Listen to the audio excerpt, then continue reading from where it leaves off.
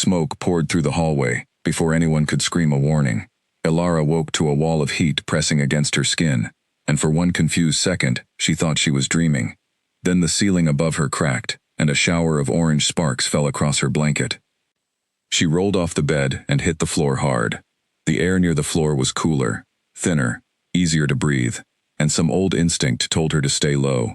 She crawled toward the door on her hands and knees, her nightgown catching on splinters of burning wood that had fallen from the doorframe. The manor she had lived in for 6 years, the manor built by Alpha King Damien Ashcombe's grandfather, was burning from the inside out. She could hear people shouting somewhere far below, but no one was shouting her name. She reached the hallway and saw flames climbing the west staircase like a hungry animal. The heat scorched her eyebrows, her lungs burned with every breath. She pressed her sleeve against her mouth and tried to remember the layout of the house, tried to remember where the second staircase was, the one near the old library that nobody used anymore. Her mind kept circling back to one question.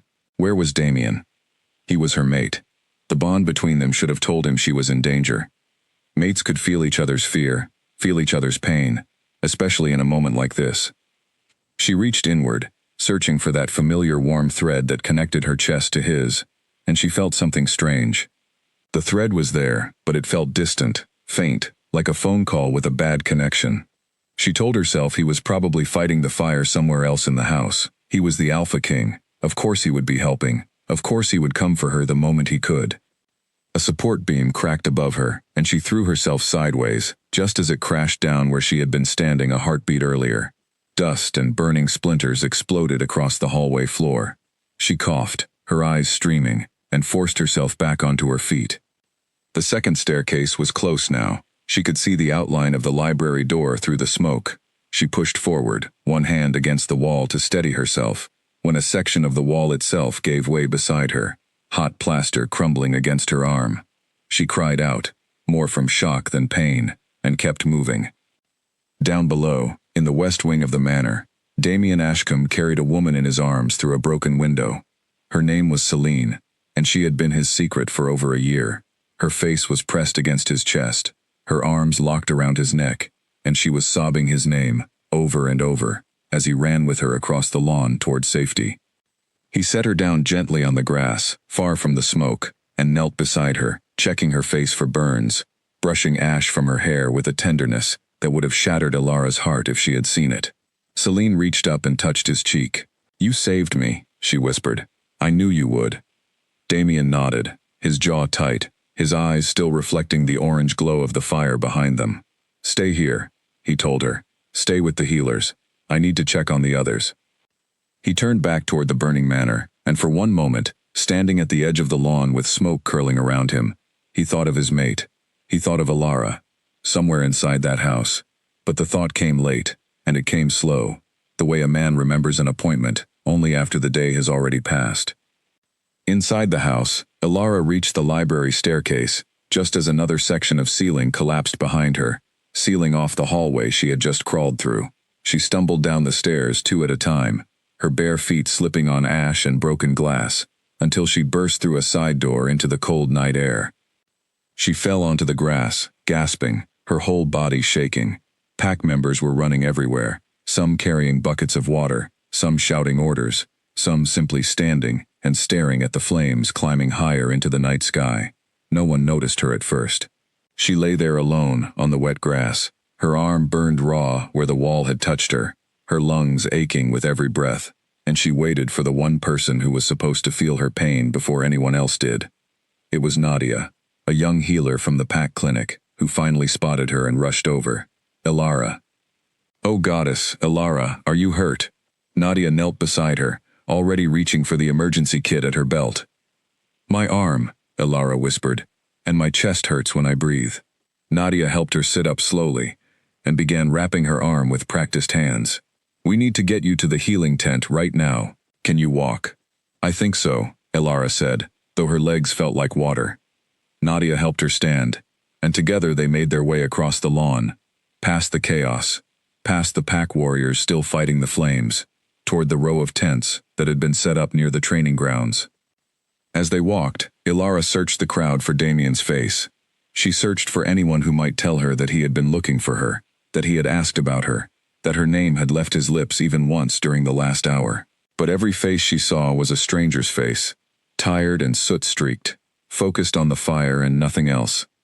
They passed close to the edge of the lawn where Celine still sat, wrapped in a blanket someone had given her, sipping water that someone else had brought her. Elara's steps slowed.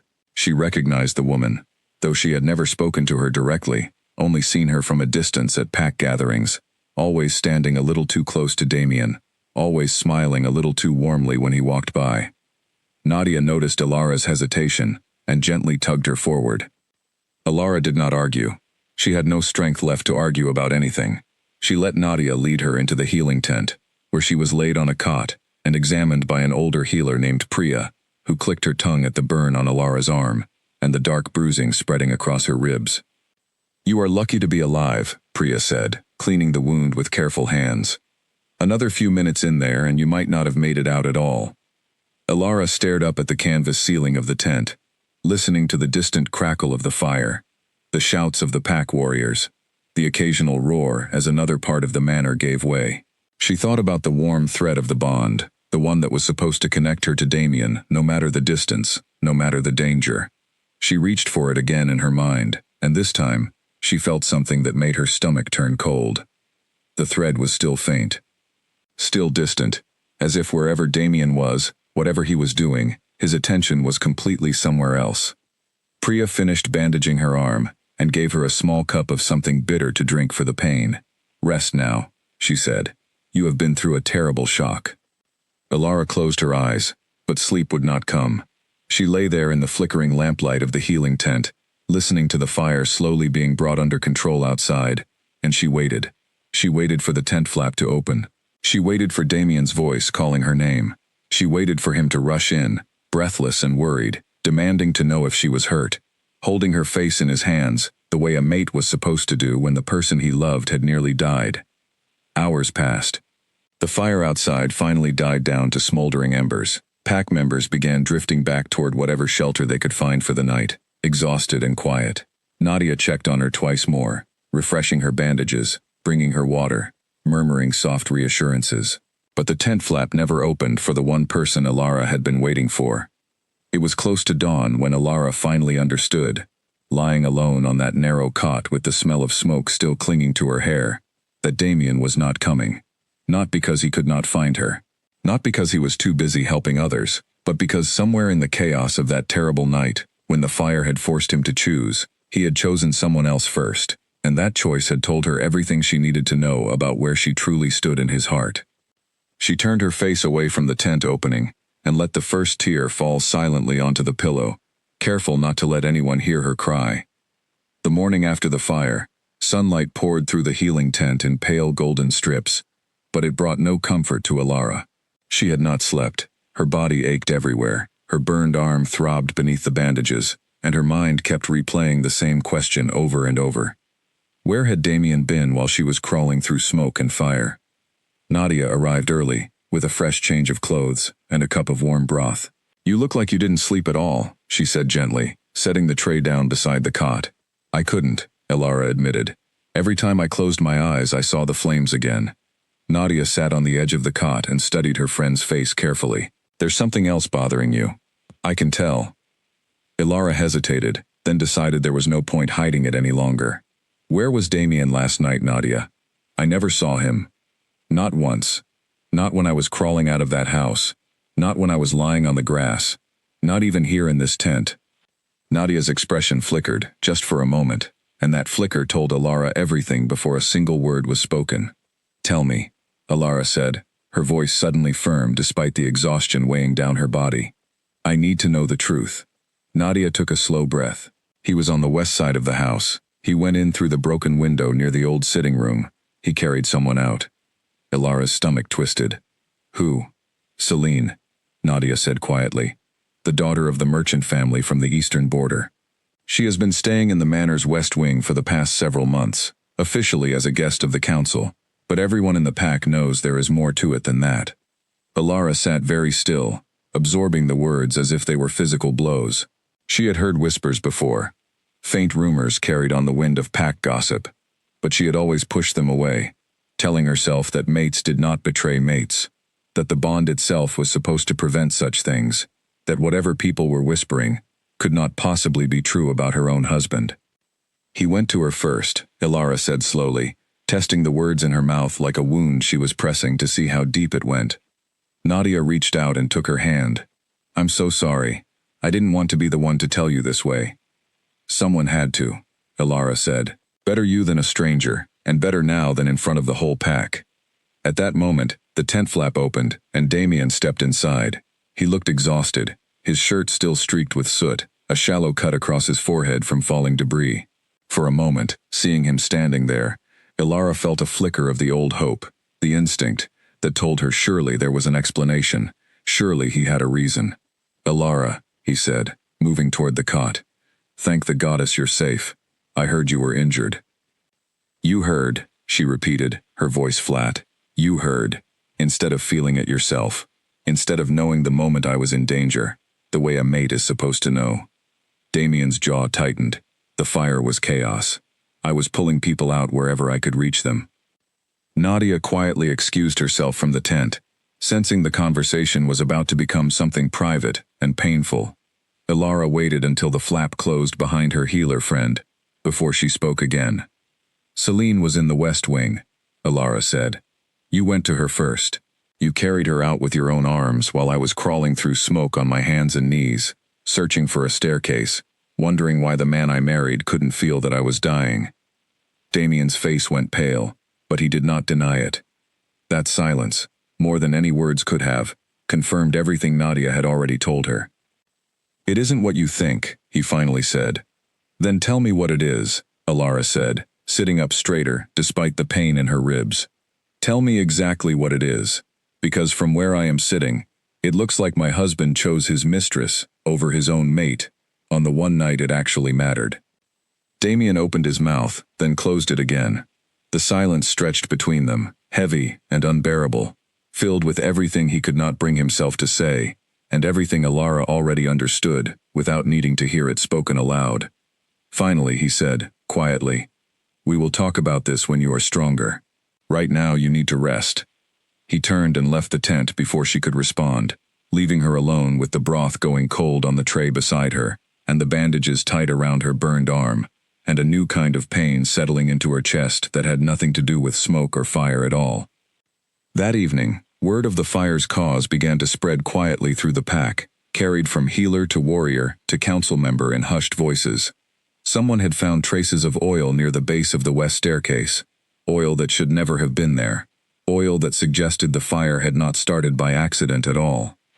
Elara heard the rumor from Priya while her bandages were being changed, and though her body was still weak, her mind sharpened at once.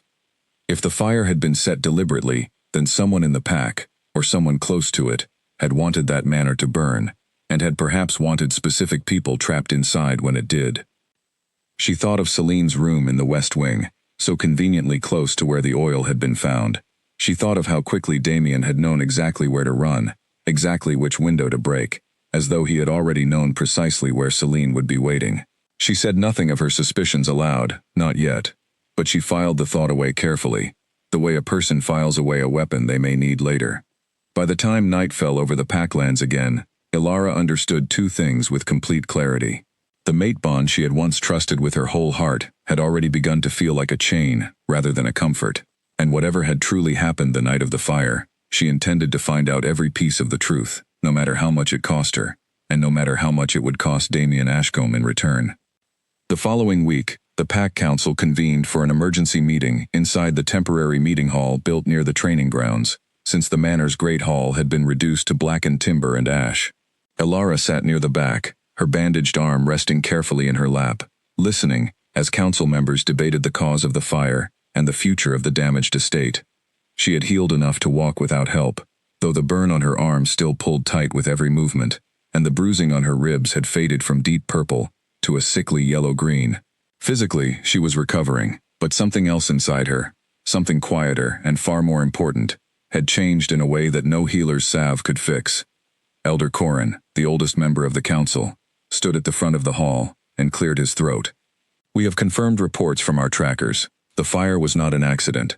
Oil was poured along the base of the west staircase, and in the storage room beneath the old library. This was deliberate. A ripple of unease passed through the gathered pack members. Damien, seated at the head table beside the empty chair that should have belonged to his Luna, kept his expression carefully controlled, but Elara, watching him closely from the back of the hall, saw the tension in his shoulders, the way his hand tightened briefly around the edge of the table. "Do we know who is responsible?" asked Marcus, one of the younger council members. Elder Corin shook his head slowly. "Not yet, but we will continue investigating. In the meantime, the safety of this pack must come first. Temporary housing has been arranged for those displaced by the fire, and reconstruction of the manor will begin once the investigation concludes." The meeting continued with practical matters, housing assignments, supply distribution, the rebuilding timeline, but Elara barely absorbed any of it. Her mind kept returning to one detail: oil in the storage room beneath the old library. That storage room sat directly below the hallway she had crawled through, directly below the very stretch of corridor where the ceiling had nearly collapsed on top of her.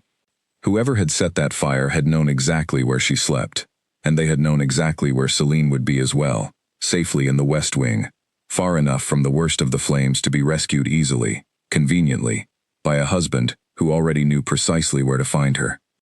After the meeting ended and the hall began to empty, Elara approached Elder Corin quietly, waiting until the last of the council members had filed out before speaking. "Elder Corin," she said, "may I ask you something in confidence?" The old wolf studied her face for a long moment, his eyes kind but sharp, missing nothing. "Of course, child. What troubles you?" "The oil in the storage room," Elara said. "Was there oil found anywhere else in the house? Near the west wing, perhaps?" Elder Corin's expression grew thoughtful. "As a matter of fact, no. The trackers found nothing unusual near the west wing at all. The fire there seemed to have spread naturally from the central hallway, rather than being set directly." Elara absorbed this information carefully, feeling something cold settle into her stomach. So the west wing was never truly in danger the way the rest of the house was. "Not in the same way, no," Elder Corin admitted. "Why do you ask?" Elara hesitated, choosing her next words carefully. "Because I want to understand exactly what happened that night. All of it. Every piece." Elder Corin nodded slowly, as though he understood far more than she had actually said aloud. "If you learn anything useful, child, please bring it to the council directly. Whoever did this endangered every soul in that house, including you." Elara thanked him and left the hall, walking slowly back toward the small cottage she had been given for temporary housing, her mind working through the puzzle with a clarity that surprised even her. If the West Wing had never truly been in serious danger, then Damien's decision to rescue Celine first had not been a matter of proximity or urgency at all. He had simply chosen to go to her first, regardless of where the real danger had been. That evening, as Elara sat alone in her small temporary cottage with a single candle burning on the table before her, she allowed herself, for the first time since the fire, to truly grieve. Not for the burns on her arm, not for the ache in her ribs, but for the marriage she had believed in for 6 years, a marriage that had apparently meant far less to her husband than she had ever imagined. She thought of the years she had spent trying to earn Damien's affection, attending council meetings at his side, learning the histories of the Packlands, standing patiently through long nights of political gatherings while he negotiated with neighboring packs. She had given him loyalty, patience, and quiet devotion, believing that a mate bond meant something sacred, something unbreakable. But a bond, she realized now, staring at the candle flame flickering in the darkness, was only as strong as the person on the other end chose to make it. And Damien, when the moment finally came that truly tested his loyalty, had made his choice without a single moment of hesitation, and that choice had not been her. She wiped her eyes and sat up straighter in her chair, feeling something new settle into her chest alongside the grief, something that felt almost like resolve. She would not spend the rest of her life waiting quietly for a man who had already shown her exactly where she stood in his heart. Whatever came next, whatever the investigation revealed about the fire, whatever Damien decided to do about Celine, Elara understood one thing with complete certainty now. She was done waiting to be chosen. It was time she started choosing for herself. 3 days later, Elara requested a private audience with the full pack council, a request that surprised many of the older members, since such formal meetings were rarely called by anyone other than the Alpha King himself, or a matter of grave importance to the pack's survival. When Elder Corin granted her request, Word spread quickly through the temporary settlement, and by the time the meeting began, the hall was fuller than usual, packed with curious faces, eager to hear what the Alpha King's mate had to say. Damien sat at the head table, his expression unreadable, though Elara could see the tension in the set of his shoulders as she walked to the center of the hall. Celine was not present, having been quietly moved to separate quarters on the far side of the settlement following growing whispers among the pack members, but her absence did nothing to lessen the weight hanging in the air. Elara stood before the council, her burned arm now healed enough to move freely, her voice steady, despite the nervous flutter in her chest. Elders, council members, thank you for granting my request. I have not called this meeting to accuse anyone of setting the fire that destroyed our home. That investigation belongs to the trackers and to Elder Corin's wisdom. I have called this meeting because I believe the pack deserves to understand certain truths about the night we nearly lost everything. Truths that go beyond the flames themselves. Murmurs rippled through the gathered crowd. Damien's jaw tightened, but he said nothing, watching her with an expression that mixed disbelief with something that might have been fear. Elara continued, her voice growing stronger with each word. On the night of the fire, I was trapped in the east hallway of the manor, crawling through smoke, searching for a way out while the ceiling collapsed around me. During that time, my husband, the Alpha King of this pack, was in the West Wing, rescuing a woman named Celine from a section of the house that the trackers have since confirmed was never in serious danger at all. The murmurs grew louder. Several council members exchanged uneasy glances, and Marcus, the young councilman who had spoken during the previous meeting, leaned forward with obvious interest. I am not standing here to shame my husband in front of this pack for the sake of revenge, Elara continued. I am standing here because a mate bond is supposed to mean something. It is supposed to be a promise of loyalty that a person carries into every choice they make, especially the choices made in moments of true danger. On the night this pack nearly lost its home, I learned exactly how much that promise was worth to the man who made it to me. Damien rose from his seat, his voice tight with barely controlled emotion. Elara, this is not the place for this conversation. I disagree, Elara said, turning to face him directly for the first time since the meeting began. This is exactly the place. This pack deserves to know what kind of loyalty their Alpha King is truly capable of, since one day it may be their lives depending on his choices, not just mine. Elder Corin raised a hand for silence, and the hall quieted at once, respect for the old wolf's authority, overriding the murmurs of the crowd. Elara, he said gently, what is it you are asking of this council? Elara took a steadying breath. I am asking the council to bear witness to what I am about to do, so that there can be no confusion, no rumor, and no dispute about the truth of what happened here today. She turned back to face Damien, her chin lifted, her voice clear enough to carry to every corner of the crowded hall. I invoke the ancient right of severance, recognized by the old laws of our kind, the right of a mate to break the bond when betrayed during a moment of mortal danger. Gasps rippled through the hall. Damien's face went white, and he stepped forward as though to stop her, but Elder Corin's hand rose again, this time firmly, holding the room in place. Elara, Damien said, his voice suddenly desperate in a way she had never heard from him before. Please, do not do this. Whatever you think happened, we can fix this. We can talk about this privately. There is nothing left to talk about, Elara said quietly. You already told me everything I needed to know, the night you chose to save her first. She turned to Elder Corin, her heart pounding, but her resolve unshaken. I asked the council to witness the severance ceremony, according to the old laws, so that the bond between myself and Alpha King Damien Ashcombe may be ended, cleanly and completely, before this pack, and before the goddess herself. The hall fell into stunned silence, and for a long moment, no one moved at all, as though the entire pack was holding its breath, waiting to see whether the old laws, rarely invoked and rarely tested, would truly be honored, or whether Damien Ashcombe's power, as Alpha King, would somehow find a way to stop what Elara had already set into motion. Elder Corin studied Elara's face for a long, careful moment, searching for any sign of hesitation, any flicker of doubt that might suggest she was acting from anger rather than true conviction. He found none.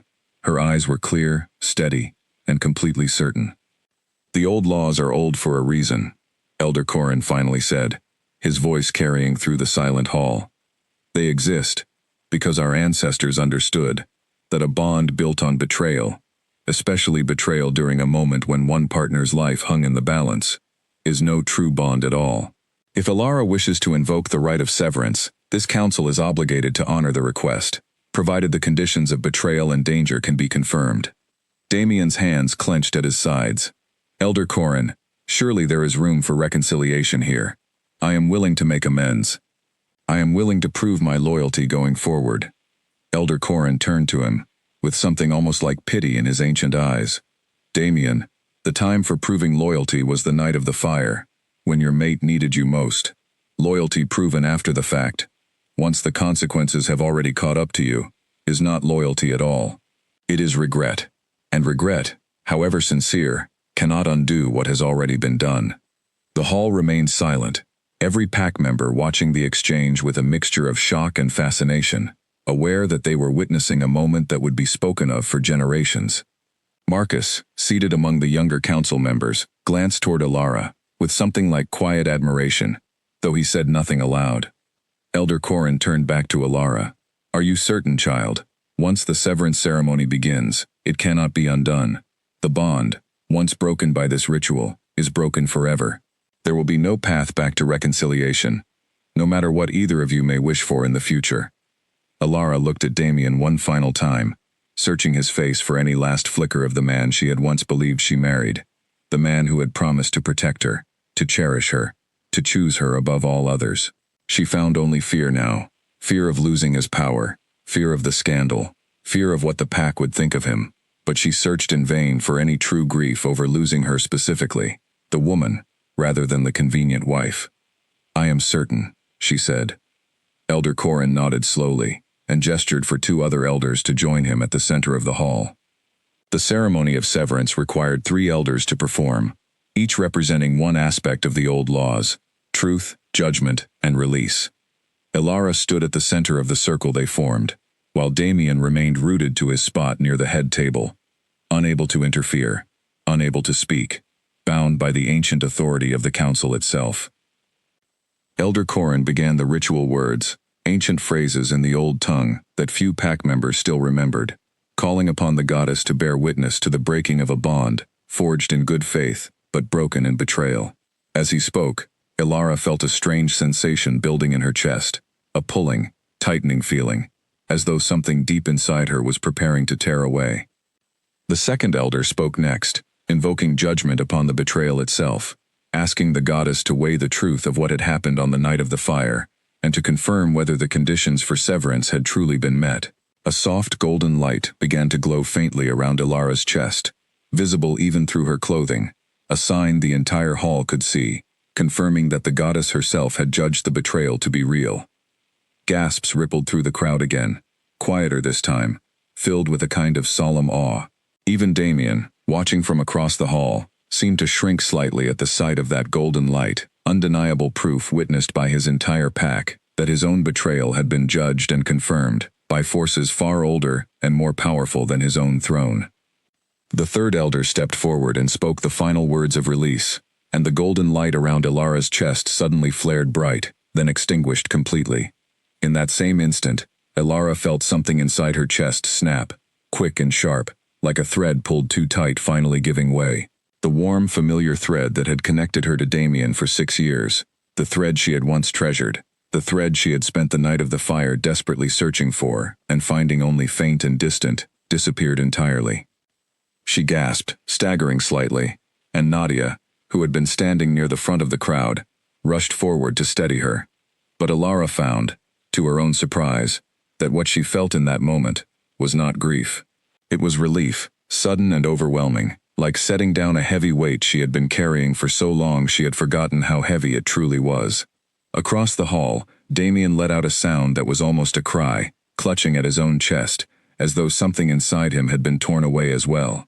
He staggered back into his chair, his face pale, his breathing ragged, and for the first time since the fire, Elara saw something that looked almost like genuine grief cross his features. But it came too late to matter. The bond is broken, Elder Corin announced to the hall, his voice heavy with the weight of what had just occurred. By the old laws, witnessed by this council, and by the goddess herself, Elara is no longer bound to Alpha King Damien Ashcombe. She is free to leave these lands, to choose her own path, and no claim of mate right may ever be made against her again by him or by any other. The hall erupted into hushed whispers, the pack members turning to each other in shock and disbelief, some sympathetic toward Elara, others uncertain what this meant for the future stability of the pack itself. But Elara barely heard any of it. She stood in the center of the circle, breathing deeply, feeling lighter than she had felt in years, and for the first time since the fire, she allowed herself a small, genuine smile.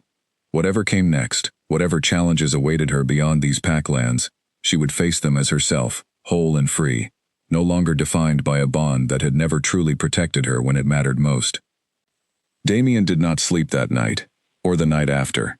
The severance ceremony had left him with a hollow ache in his chest unlike anything he had experienced before, a constant reminder of what he had lost, gnawing at him during every waking hour and haunting his few restless dreams. He had always believed, in some quiet corner of his mind, that the bond would always be there, patient and unbreakable, no matter how carelessly he treated it. He had been wrong. Word of the severance spread quickly through the pack, and in the days that followed, Damien began to notice subtle changes in the way his authority was received. Council members who had once deferred to him instantly now hesitated, asked more questions, pushed back on decisions in ways they never had before. Warriors who had once followed his orders without question now exchanged glances among themselves first, as though weighing whether his judgment could still be trusted. He summoned Marcus to a private meeting, hoping to understand the shift, though he already suspected the answer before the young councilman spoke a word. "The pack is unsettled," Marcus admitted carefully, choosing his words with obvious caution. "Many wolves believe that a mate bond reflects the character of an alpha. If a king cannot protect the loyalty of his own mate, some wonder whether he can be trusted to protect the loyalty of the whole pack." Damien's jaw tightened. "That is superstition, not fact." "Perhaps," Marcus said quietly. "But belief shapes loyalty just as much as fact does, my Alpha King. And right now, belief is not on your side." Damien dismissed him and sat alone in his temporary study, long after Marcus had gone, staring at the cold hearth where no fire burned, thinking of Elara's voice in that hall, steady and certain, breaking the bond with a conviction he had never expected from her.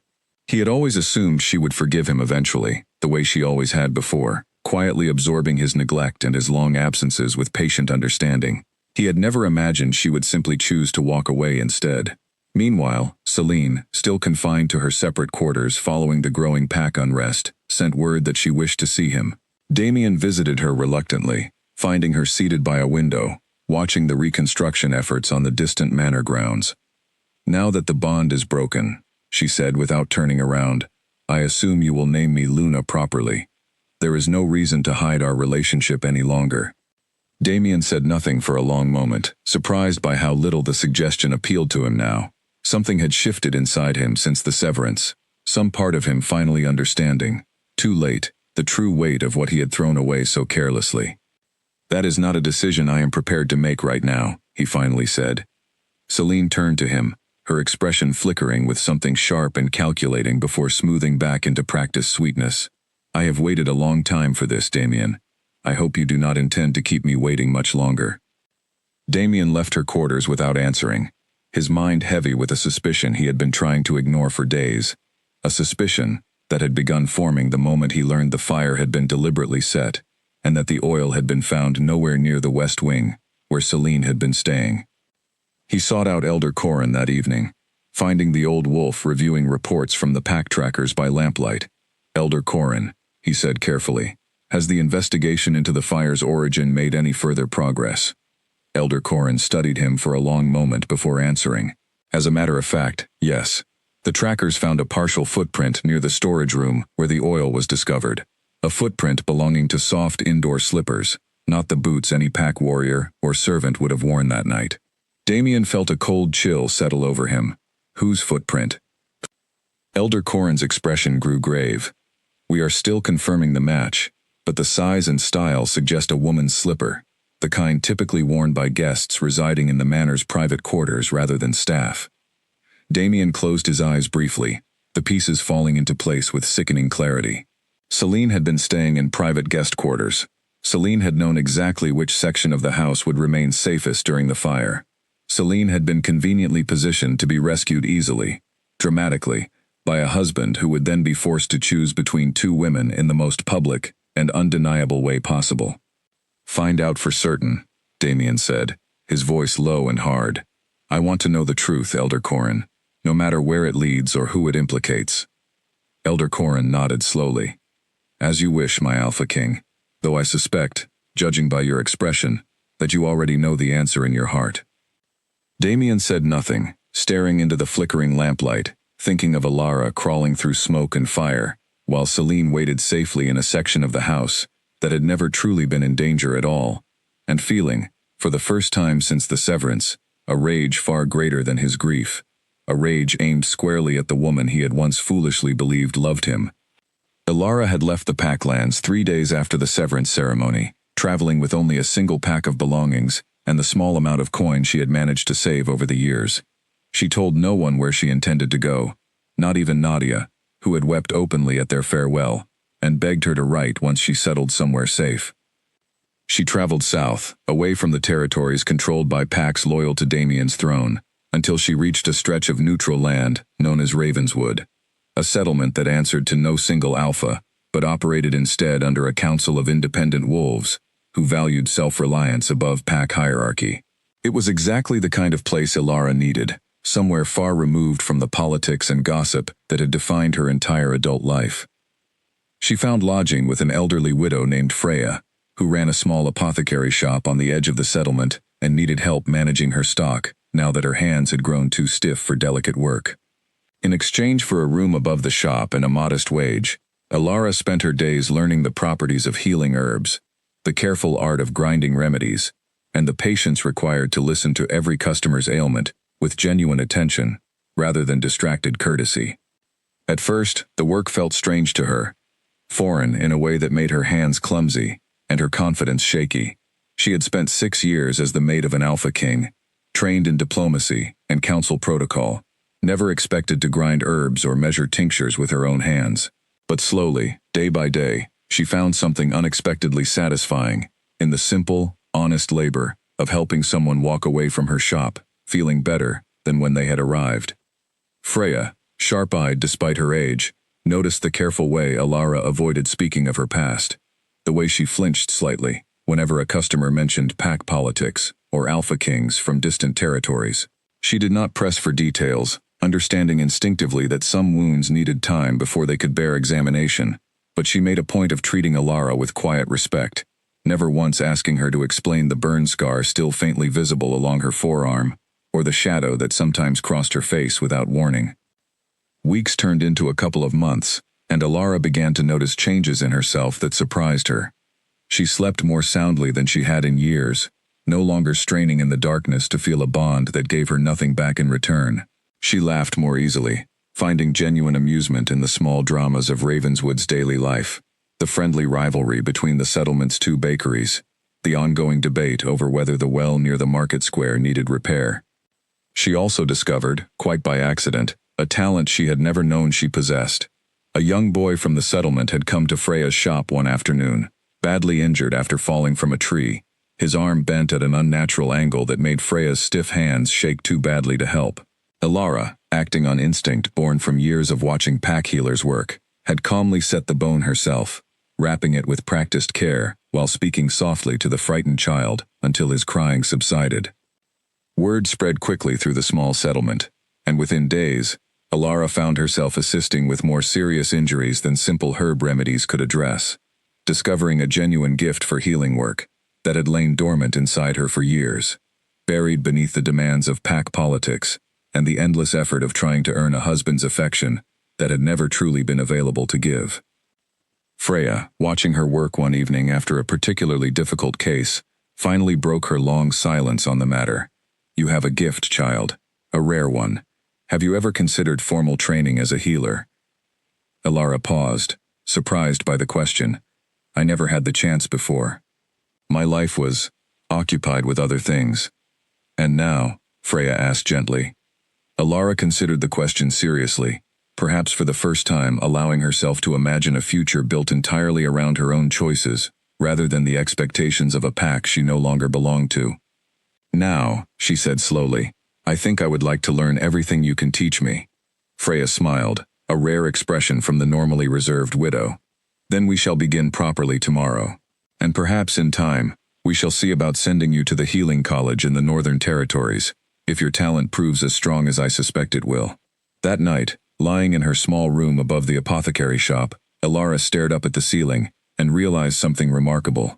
For the first time in longer than she could remember, she was not thinking about Damien at all. She was thinking about the future, her future, shaped entirely by her own hands and her own choices, and the thought filled her with something warmer and more sustaining than any bond had ever given her. Back in the Packlands, Damien's suspicions about Selene finally reached their breaking point 3 weeks after Elara's departure, when Elder Corrin summoned him urgently to the temporary council hall. The trackers had confirmed their findings beyond any reasonable doubt. The footprint matches slippers found in Selene's private quarters, Elder Corrin said grimly, laying out the evidence across the table. Additionally, a merchant from the eastern border has come forward, claiming Selene purchased a significant quantity of lamp oil from his cart 2 days before the fire, far more than any single household would reasonably require. Damien stared at the evidence, feeling something cold and furious settle into his chest. Why would she do this? What could she possibly gain from burning down the entire manor? Elder Corrin's expression grew grave. Think carefully, my Alpha King. If the fire forced you to choose between 2 women in a moment of true crisis, and if that choice was witnessed publicly enough to become undeniable, what outcome would that create? Damien's jaw clenched as understanding dawned. She wanted Elara to see the betrayal clearly enough that reconciliation became impossible. She wanted the choice forced into the open, where it could not be hidden or excused any longer. Precisely, Elder Corrin said, and she very nearly succeeded in claiming everything she wanted, if not for Elara's own courage in invoking the severance ceremony before anyone could stop her. Damien's hands curled into tight fists on the table's edge. Bring her before the council immediately. I want her to answer for every soul she endangered that night, and for the manipulation she has practiced against my own household for over a year. The confrontation, when it finally came, was swift and merciless. Selene, faced with the merchant's testimony and the tracker's physical evidence, tried denial first, then tears, then desperate pleading, insisting that her feelings for Damien had always been genuine, regardless of the fire's origin. But the council, having witnessed the golden light of the severance ceremony weeks earlier, having already judged one betrayal as true, found little patience remaining for a second. Elder Corrin pronounced her exile from the Packlands that same evening, forbidding her from ever returning under penalty of severe punishment. Damien watched her escorted away by pack warriors, feeling nothing but cold emptiness where affection had once lived, understanding finally, painfully, that everything he had sacrificed on the night of the fire, his mate, his bond, his standing within his own pack, had been thrown away for a woman who had never truly cared for him at all, only for the power and position his throne could offer her. Alone in his study that night, surrounded by the wreckage of choices he could never undo, Damien finally allowed himself to grieve properly, for the first time since the severance, not for Selene, whom he now understood he had never truly loved, but for Elara, the mate he had taken for granted through 6 quiet years, only to recognize her worth in the exact moment he had lost her forever. 4 months after the fire, Damien could no longer ignore the restlessness that had settled permanently into his bones. The pack, though slowly recovering from the physical damage of the fire, remained fractured beneath the surface, whispers of doubt about his leadership circulating quietly among warriors and council members alike. But it was not the political instability that drove him from his throne, one gray morning, without explanation, to anyone but Elder Corrin. It was the silence where the bond used to be. He had grown so accustomed to that faint, warm thread connecting him to Elara, that its absence now felt like a missing limb, a phantom ache that never fully faded, no matter how many weeks passed.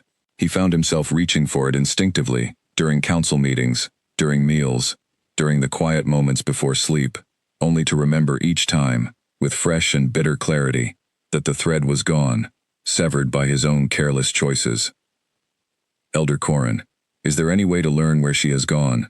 Damien finally asked, unable to bear the silence any longer. The old wolf studied him carefully before answering.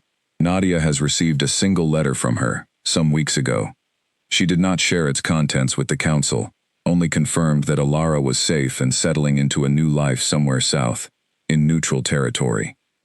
Ravenswood, Damien said quietly, recalling the name from old maps he had studied years ago, back when pack borders and neutral territories had mattered more to his strategic planning than his personal life ever had. Elder Corrin did not confirm or deny the guess, but something in his expression told Damien he was not far from the truth.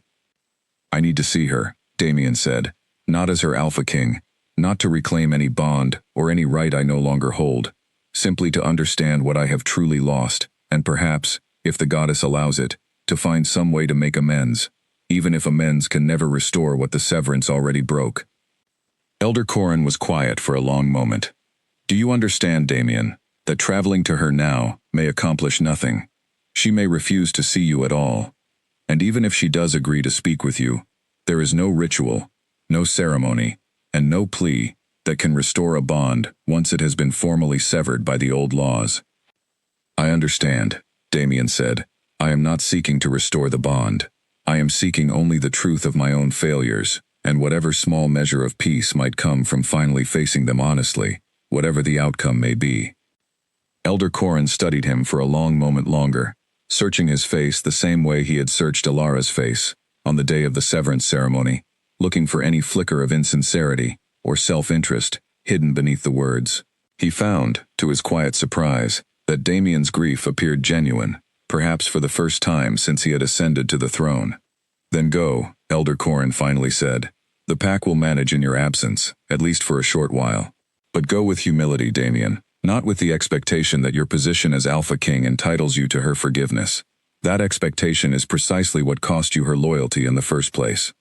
Damien nodded, understanding the weight of the warning fully.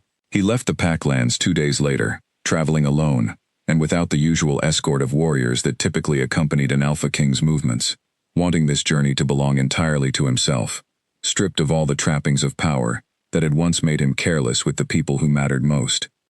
The journey south took nearly 2 weeks, through unfamiliar territories and neutral lands where his title carried no particular weight or privilege, forcing him to travel much the way any ordinary wolf might, relying on his own resourcefulness rather than the deference typically shown to his throne. The experience, uncomfortable as it was, gave him ample time to reflect on the 6 years of his marriage, replaying countless moments where he had chosen his own convenience over Elara's needs, moments he had barely noticed at the time, but which now returned to him with painful clarity. He remembered council meetings where she had sat patiently at his side for hours, never once complaining, while he barely acknowledged her presence beyond a distracted nod.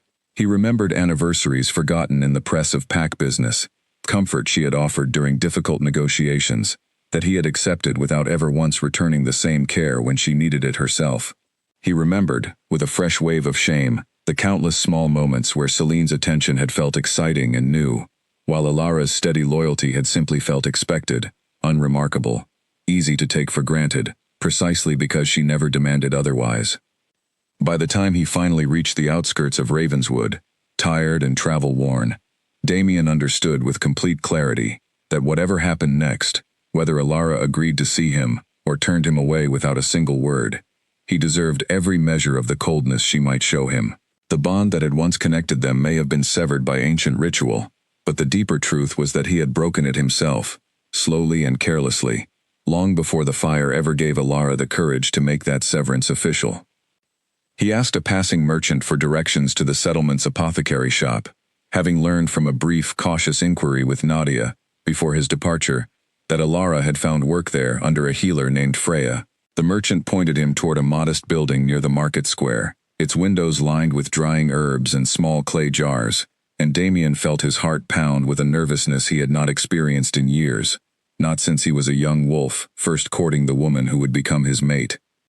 He stood outside the shop for several long minutes, gathering the courage to step inside, painfully aware that whatever words he had prepared during the long journey south now felt entirely inadequate for the moment finally arriving before him. The bell above the apothecary door chimed softly as Damien stepped inside, and for a moment he simply stood in the doorway, breathing in the mingled scent of dried herbs and healing salves, his eyes adjusting to the dim interior light.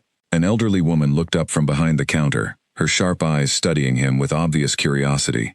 clearly recognizing that this travel-worn stranger did not belong to Ravenswood's usual clientele.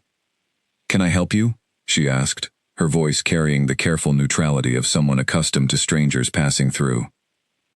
"I am looking for Elara," Damien said, his voice rougher than he intended, betrayed by the nervousness he could not fully hide. The old woman's expression sharpened immediately, and Damien understood at once that this must be Freya, the healer Elara had been working alongside, and that Freya knew exactly who he was despite never having met him before. "She is in the back room, preparing remedies," Freya said slowly, her tone carefully neutral. "May I ask who is looking for her, and for what purpose?" "My name is Damien," he said, deciding honesty was the only path forward now. "I am the Alpha King she was once bonded to. I have not come to reclaim any right over her. I have come only to speak with her, if she is willing." Freya studied him for a long moment, her expression unreadable, before finally calling toward the back room. "Elara, someone is here to see you." A moment later, Elara emerged from behind a curtained doorway, wiping her hands on a cloth stained with herb residue, and stopped abruptly the instant she saw him standing near the entrance. Her face went through a rapid series of expressions: shock, confusion, and finally something colder and more guarded that Damien had never seen from her before, not once in all their years together. "Damien," she said, her voice flat and careful. "What are you doing here?" "I needed to see you," he said. "I needed to understand what I have lost, even if there is nothing left to be done about it now." Elara's eyes narrowed slightly. "There is nothing to understand that you do not already know. You made your choice on the night of the fire. I simply made mine afterward." Freya, sensing the weight of the conversation about to unfold, quietly excused herself to the back room, leaving the two of them alone, amid the shelves of drying herbs and small clay jars filled with remedies. "I know about Celine," Damien said quietly. "I know she set the fire herself, hoping to force a choice between the two of you in a moment public enough that it could never be hidden or excused. She has been exiled from the Packlands. The council confirmed everything with physical evidence weeks ago." Elara's expression flickered with surprise, though her guarded posture did not soften. "That changes nothing about the choice you made that night, Damien. Whether she planned it deliberately or not, you still went to her first. You still let me crawl through smoke and fire while you carried her to safety with your own arms." "I know," Damien said, his voice heavy with genuine shame. "I have thought of nothing else for months. I cannot undo that choice, and I am not here asking you to pretend it never happened. I am here because I finally understand, far too late, everything I threw away that night, and everything I failed to value properly during the 6 years before it."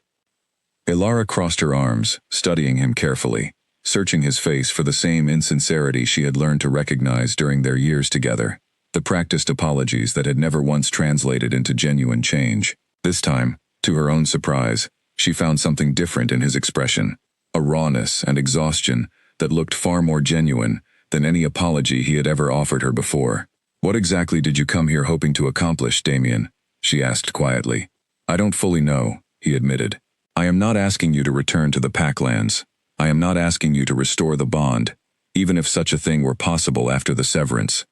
I think I simply needed to look you in the eyes and tell you honestly that I failed you, completely and repeatedly, long before the fire ever forced the truth into the open." Elara was quiet for a long moment, the shop's silence broken only by the soft rustle of drying herbs shifting gently in the breeze from the open window. Finally she spoke, her voice steady but not unkind. "I appreciate you saying that, Damien. I truly do. But an apology 4 months too late does not undo 6 years of feeling invisible in my own marriage. I have built something new here, something that belongs entirely to me, and I am not willing to set it aside for words that should have been spoken long before any fire gave you a reason to finally notice me." Damien nodded slowly, absorbing the truth of her words without argument, understanding that whatever he had hoped to gain from this journey, forgiveness had never truly been his to ask for, not after everything he had already cost her. "I understand," he said quietly. "I did not come expecting forgiveness. I only wanted you to know the truth, from my own mouth, rather than through rumor or second-hand accounts. And I wanted you to know that whatever life you are building here, I hope it brings you everything I failed to provide." Elara studied him for one final long moment, and something in her expression softened, just slightly, not into forgiveness, but into a kind of quiet acknowledgement. the closing of a chapter, rather than the reopening of one. "Thank you for saying that," she said softly. "I hope you find peace as well, Damien, wherever that peace takes you." He nodded once, understanding the conversation had reached its natural end, and turned to leave the shop, the bell above the door chiming softly behind him, as he stepped back out into the afternoon sunlight of Ravenswood, carrying with him the full weight of a truth he could no longer avoid. 2 weeks after Damien's visit, Elara sat alone in the small garden behind Freya's apothecary shop, watching the late afternoon sunlight filter gently through the leaves of an old oak tree, and found herself reflecting on how strange it was that a conversation she had once dreaded might come to feel, in retrospect, like the final closing of a door she no longer needed to keep watching. Freya joined her on the garden bench, carrying 2 cups of warm tea, brewed from herbs they had gathered together that morning. "You have seemed lighter these past 2 weeks," Freya observed, handing Elara one of the cups. "Ever since that visitor came and went." Elara accepted the tea gratefully, considering the observation carefully before responding. "I think closure does that to a person," she said. "Not forgiveness exactly. Just understanding. Knowing the truth clearly enough that I no longer need to wonder about it." Freya nodded slowly, sipping her own tea. "And what will you do now, with that understanding settled inside you?" Elara smiled, a genuine, easy smile that came far more naturally now than it had during her first difficult weeks in Ravenswood. "I think I would like to continue exactly what I have already started, learning everything you can teach me, perhaps traveling north eventually, to that healing college you mentioned, if my skills prove worthy of it." Freya's eyes crinkled with obvious pride. "They will prove worthy, child. I have taught many apprentices over the years, and none of them learned as quickly or cared as deeply as you have." Over the following months, Elara's reputation as a skilled healer continued to grow throughout Ravenswood and the surrounding neutral territories.